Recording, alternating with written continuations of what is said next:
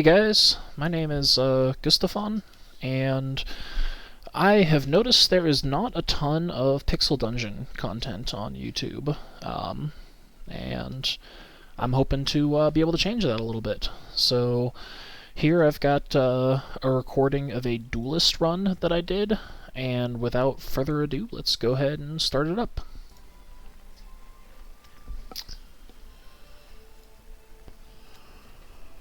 Alright, so let's start up a new game. Let's start with the duelist today. I like using the challenges. Ooh, I don't like that one. I was trying that one, but I'm too bad for it. I like batter bosses and hostile champions. To me, those two add the most to the gameplay, where the rest of them are primarily restrictions on what drops for you. Swarm Intelligence and Into Darkness, I think, are also pretty interesting, but I don't like how easy it is to die in both of those situations. So, feel free to do them if you want more points, or if you enjoy the harder challenge run, do it big. I'm just explaining why I like these two challenges and don't care about getting more points. So, let's start off with the duelist. My take on the Duelist is that I think the Duelist is the strongest hero in the game thus far, but I do think the Duelist has a very difficult early game. Specifically because I think the Rapier is... Oh god, we got a white rat. Okay, so I think the key to getting through the Duelist's early game is really maximizing your use of the weapon ability, which, like, the Play Duelist use weapon ability, but because the Rapier specifically requires you to be exactly one tile away from your target, it can be a little bit clunky, so you really have to play around doing that properly. If you're new to the game and watching the video, one of the things you see me do a lot here is I'll aggro an enemy and drag it to a door. So what happens is the enemy can see me right now. I enter the door. The enemy can still see me. When I move one tile open, what's going to happen is I'm going to move, the door is going to close, the enemy loses sight of me, and then the enemy moves into the door, which causes them to see me after not having been able to see me, and that gets a surprise attack, which always hits. It's super important against snakes who have very high dodge, but even against other enemies, it's just generally the best way to avoid taking a ton of damage. You'll see me ignore that a lot because I'm lazy. Or, not I'm lazy, I have not as much patience as I should.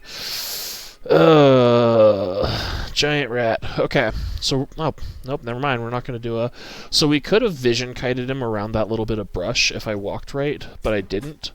So here, you're going to see this a couple times. We're just going to kite them through doors and only take attacks when we have the guaranteed hit, because taking a miss can really suck sometimes, and it adds up over the course, right? So, so right now you're going to see me be super, super liberal with my usage of, what's my search key? Examine. There we go. I'll be super liberal with my use of the weapon ability in, like, the first floor, but, oop, that was a mistake. I like to explore the entire floor. On difficulties where, like, you have fewer consumables and, like healing items and food, it might not be a good idea to always 100% clear every floor, but I like 100% clearing every floor, so I play with challenges that make that reasonable. Okay, so, why am I being super liberal with the... Because... So the first two floors are generally very easy, right? The first, like, difficulty spike of the game is floor 3, when you start seeing the crabs. The crabs are a notable spike in difficulty, compared to the enemies on floors 1 and 2, and honestly, I think so are the fly swarms that you got to worry about. So that's why I'm using it pretty liberally, but you'll see me rationing it later. Oh, and the other thing there, if you notice, I cleared the entire room. I only had one potion that I had found prior, and even though it was unidentified, it was guaranteed to be a haste potion, because I only found one potion on the room, and the room had a haste potion trap room, so I didn't need to think too much. You just use it every time, because it's guaranteed. A lot of the puzzle rooms will guaranteed have the potion that solves the puzzle rooms somewhere on the floor. So, important thing to know. Always good to, in my opinion, collect grass. I'm leaving that one tab of grass just in case I need to kite something around it. And I will, when I get a chance to kite something around grass, I'll explain it a little bit further. But I don't think the explanation for it makes a whole lot of sense if I'm just talking about it out loud. Alright, gnolls are slightly harder than the other enemies, but they're not that bad. We get some thrown weapons. So we look at the throwing spikes, and they've got 8 of 10 uses before one breaks. I think the second one ends up getting 5 uses. Either way, you can look at it like you have either 15 or 20 shots. I don't remember off the top of my head, but like, you really want to try to force yourself to use the throwing weapons whenever it's even kind of advantageous to do, because it will save you a lot of health in the long run, and you'll likely get more throwing weapons. I've had runs where that were super light on throwing weapons before, but I think they're kind of few and far between. Ooh, this is not a great situation for me. Okay. And then we'll circle kite this guy a little bit so that we can get back through the door, kill him. Okay, that actually wasn't so bad. So another thing you noticed there, I actually let my character sit on starving for a little bit until I was at about 3/5. Well, I was actually exactly at 3/5 of my health, but like that's the ballpark number I shoot for most of the time. Okay, let's do some grass circle kiting. So this works kind of the same way as a door. The rat is going to follow me when I move, but by moving to the opposite side of the grass, I break line of sight. So this is guaranteed to hit every single time. And if there wasn't also a gnoll here, I would show you how useful that can be. But that is... Okay. What I'm doing right now is very suboptimal, because I'm trying to demonstrate circle kiting around a piece of grass. Don't do what I just did. It's bad. Okay, so we break line of sight, and we get a surprise attack. And we can just keep on repeating that. You move one around the thing, and then you attack. You move one, and then you attack. You move one, and then you attack. And that works on pretty much every enemy. Actually, that's probably how I'm going to be killing the slime boss if I make it to... Ooh, we got a plate armor. This might be a free run. Useful on ghosts too, which is nice. Though I am in dangerous territory here. I've got 8 dewdrops in my water skin though, so we're not that in trouble. Ooh, make fun of me, guys. I forgot to level up. For every class, I think your first level up should go into whatever the damage increase ability is. Duelists, I think, is on the weaker end, since you have to, like, stand still for a turn. What are you? Your plate armor of metabolism. Do we have, flock, fear, intuition? So I think they changed intuition, I want to say. Allowing you to identify... No, intuition. It's, disarming, maybe, that I'm thinking of? I don't know. Ignore me. Okay. We got our level up there. We're gonna go with the extra shield on pressing weapon attack. Fetid rat. That's kind of nice. That's the easiest of the mini bosses. I'm pretty sure that's based on floor. Like, you'll always get the same mini-boss. Notably, I don't want to trap myself in anywhere that's hard to get out while the fetid rat is after me, though. Just because the fetid rat's not too hard, but if you don't respect it, it will kill you. So...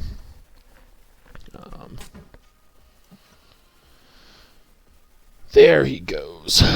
Alright, so what we're going to want to do with the fetid rat, get him interested,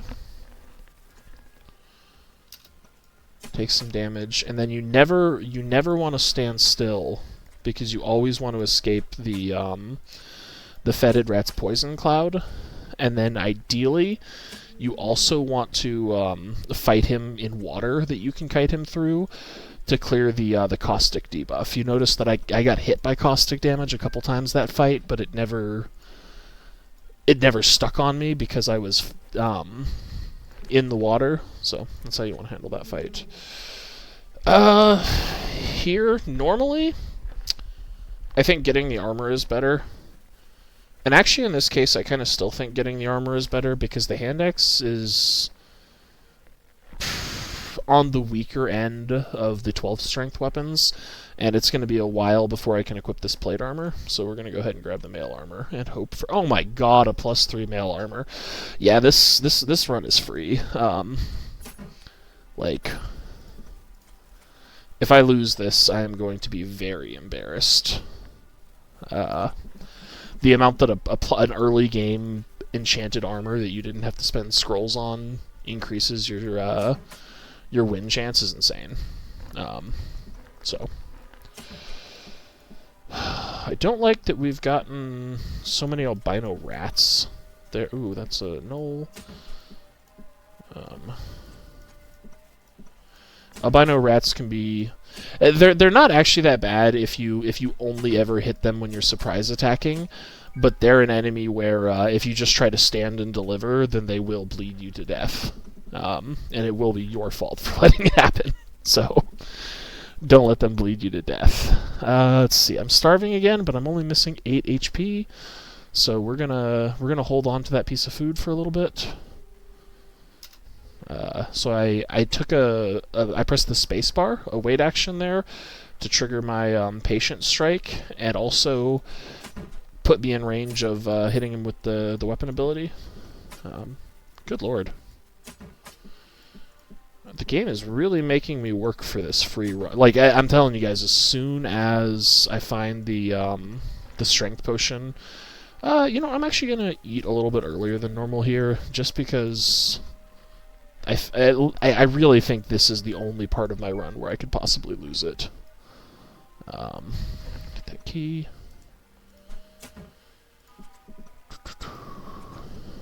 And how are we doing on weapon charges? Ooh, is that a crystal mimic? Yeah, it is. So the chests, unless you're using the mimic tooth, I think it is, if you examine them, then the game will tell you that it's a mimic. So that's got a ring inside it. We can't get that, so we'll grab the... and it's a magic missile wand. That's not my favorite, but we can make do with it. Crystal mimic with a ring. We might come back to this floor, because that's actually a pretty solid pickup. And right now, the crystal mimic would absolutely destroy me.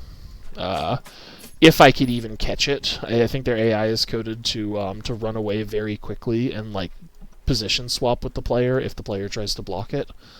So, like, the only outcomes of me attacking it now would be to make it run away or die, which, I don't like either of those. So we're just going to leave it alone for now. But we're going to make use of the relatively new adventuring notes feature. And we're going to say new dungeon floor note to crystal mimic with ring. So we can come back for that. I may or may not come back for that, right? Because it's nice to get a ring, but the amount of food that it could cost could be dangerous. So that one, I had 2 potions that were unidentified. One of them is guaranteed to be the purity potion because, again, the poison trap room means that a purity potion was guaranteed to spawn. There might be better ways of identifying them at that point, but I kind of just YOLO it. So now this is where we have to be slightly careful. We're in just a little bit. Actually, did we drink our strength potion already? Yeah, we did. I think I'm just going to equip this armor early. It's not that much of a penalty. Oh, God. Not against a giant crab.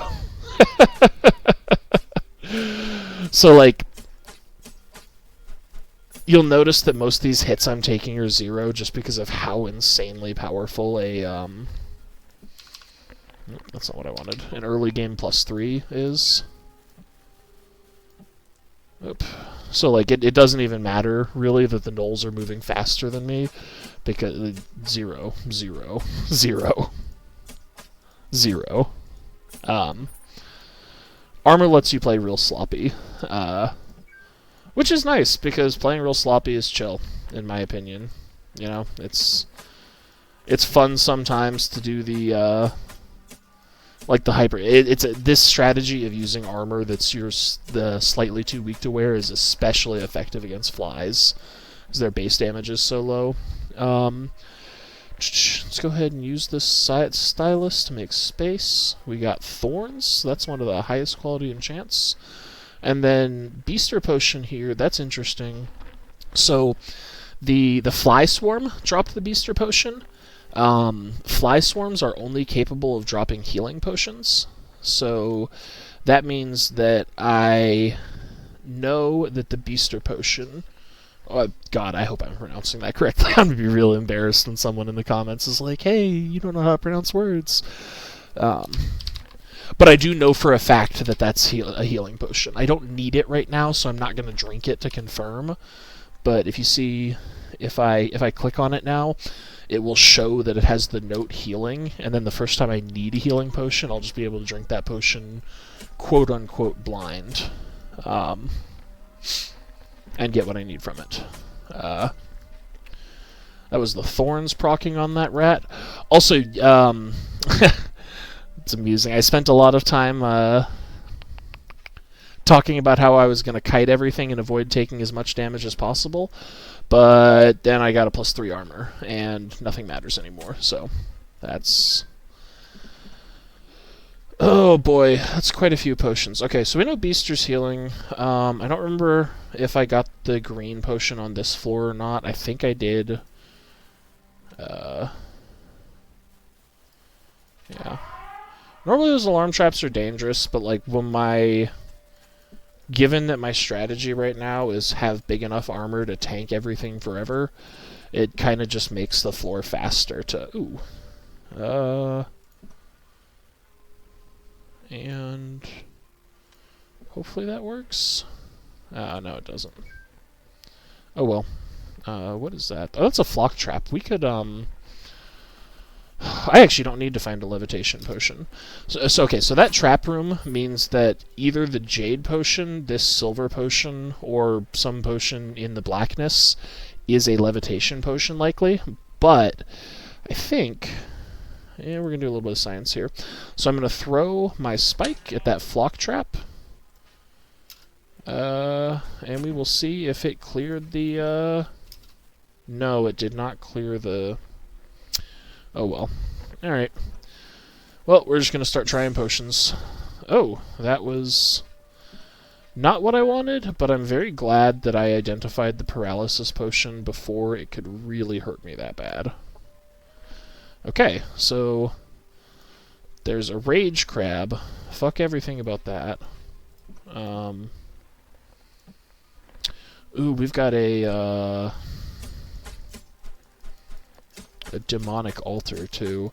Again, normally that would have been really bad, but like I got a god roll on the armor, both in terms of getting a +3 from the spooky ghost, and also getting thorns on it. Thorns is insane. Thorns is so good. Okay, what are we doing here?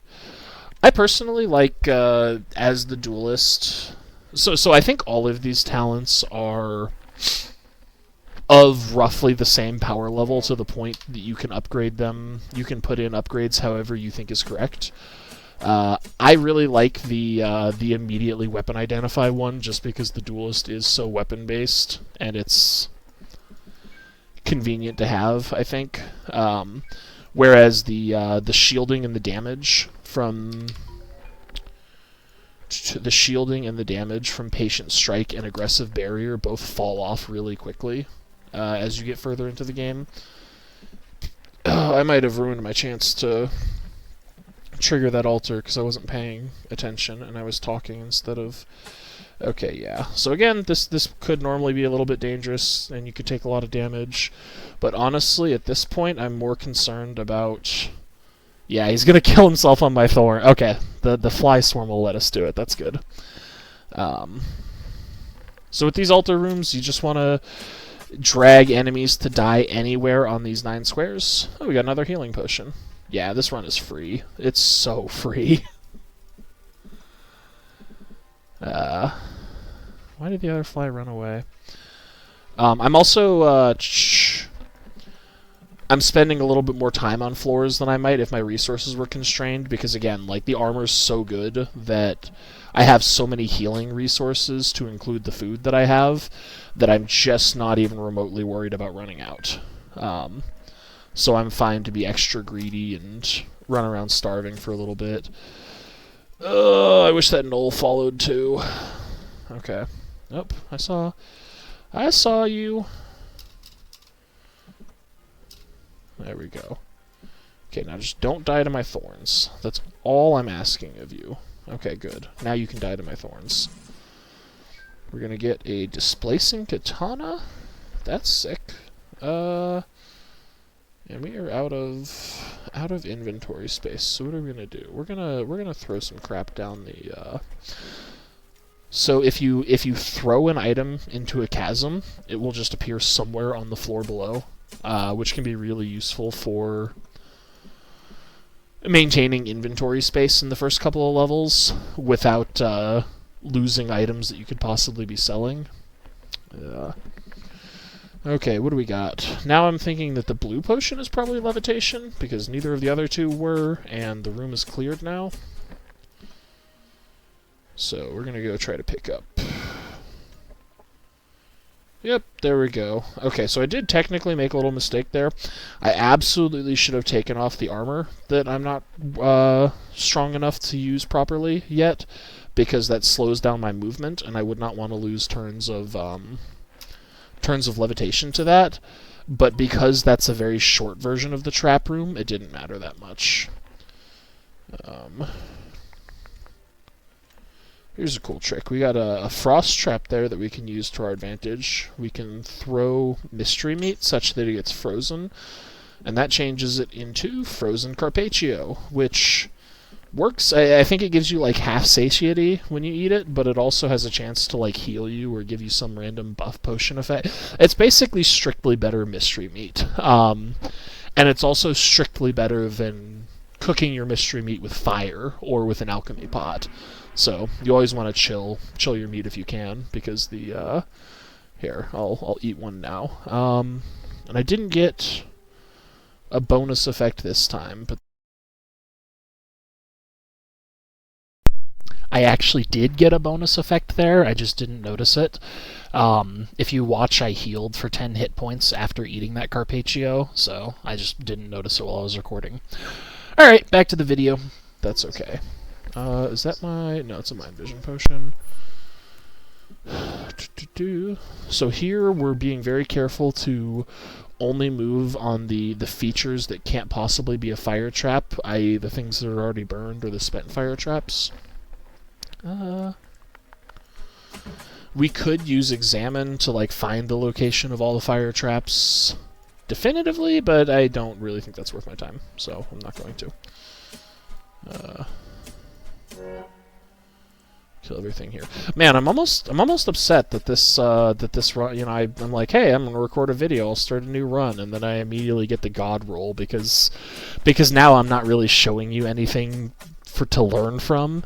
I'm just showing you what happens when you get the when you get a very lucky armor roll.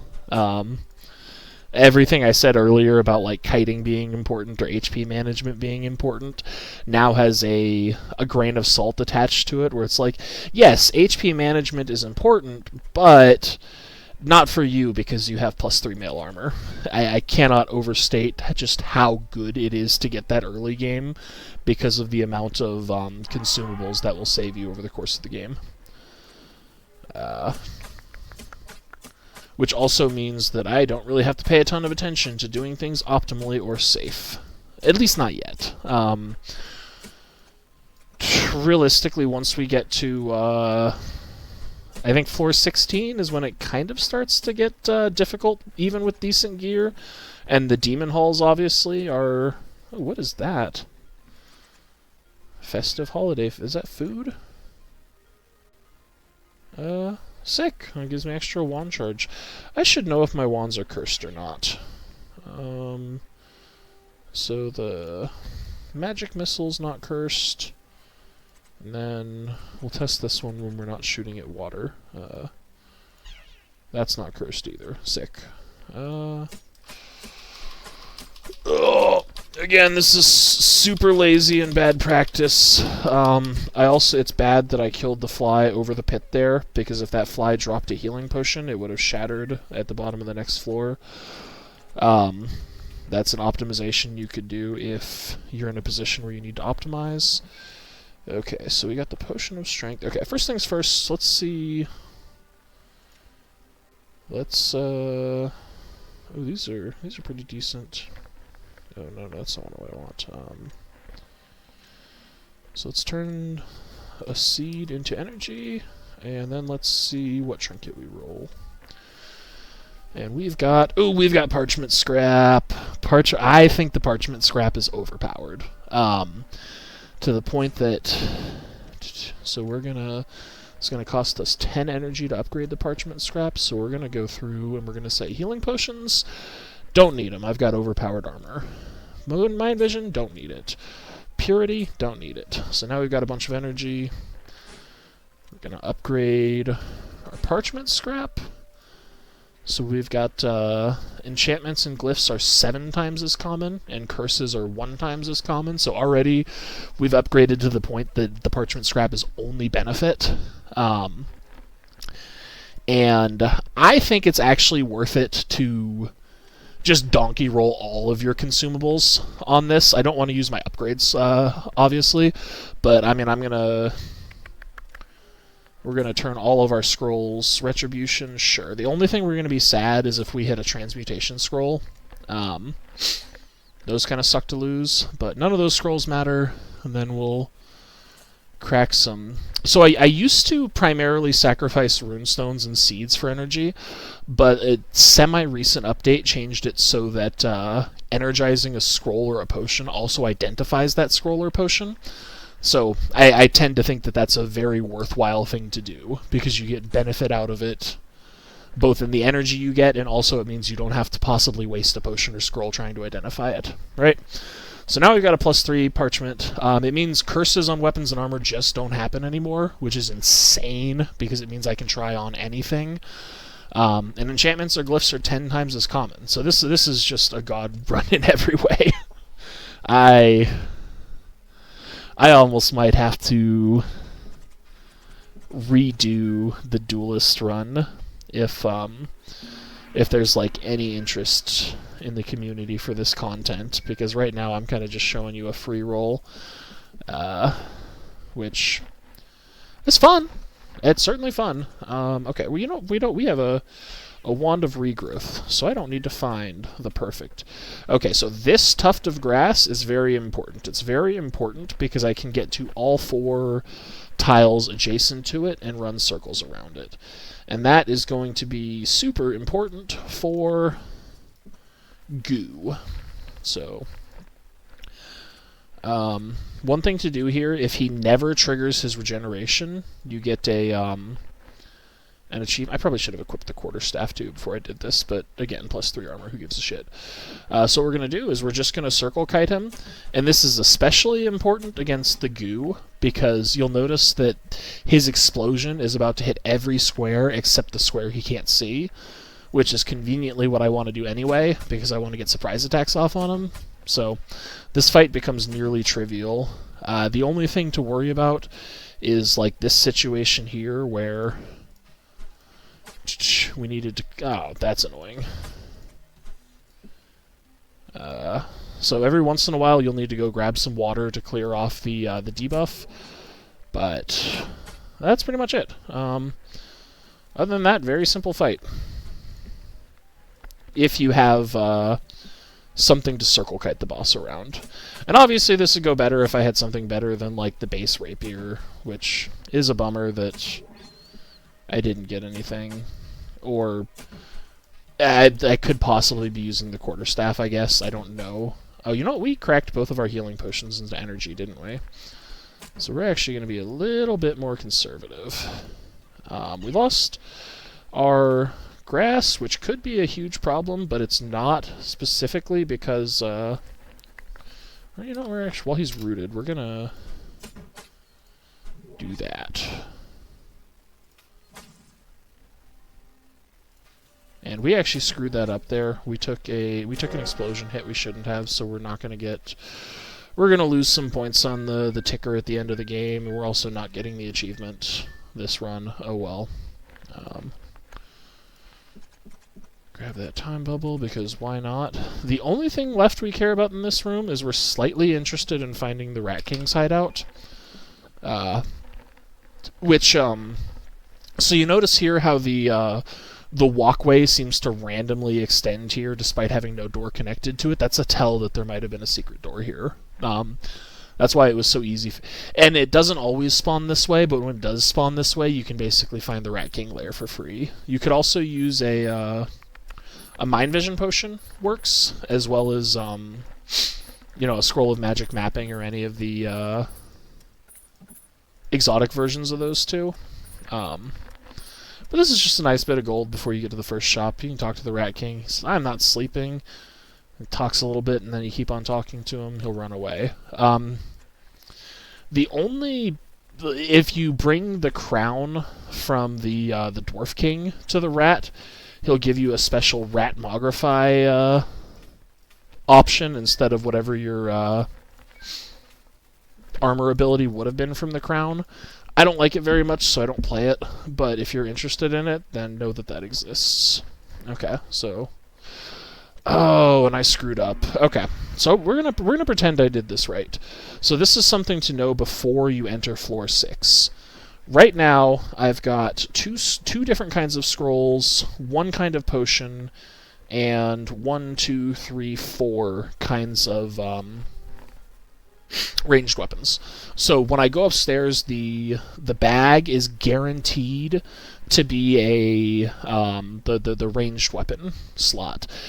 Because I already stepped up that door, that's locked in now, but if I really wanted like the scroll case for whatever reason, what I could do is I could just drop all of my thrown weapons here, and what would happen is the game would then read that as me being like having 2 scrolls and a potion, and it would make the bag a scroll case instead of the ranged weapon holder. But because I... Alright, so I'm gonna go ahead and cut the video here, and you know, I'll release the rest of the run as I do some voiceover and editing on it. Hopefully if I do another run, I'll think better than to do one single 4-hour supercut and then record my voiceover while we're watching it on Windows Media Player. But anyway, if anybody's watching this, thank you so much for watching my first YouTube video ever. I super appreciate it.